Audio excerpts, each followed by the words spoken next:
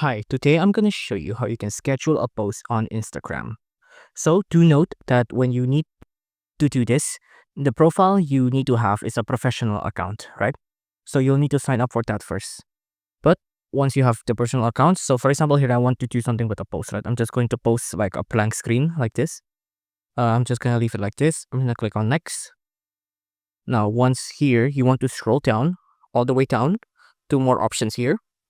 On more options, you'll see that there's this option here to schedule the post. Turn that on, and then just schedule your post. So I want this post to go up later at 11 p.m. Right? Just click on done, and then that's it. Your post is now scheduled. Now, once the post is done and you posted it, the post won't be published immediately. It'll be published only at this desired time. So it'll be published at 11:20 GMT plus 7. If you like this video, please consider liking and subscribing.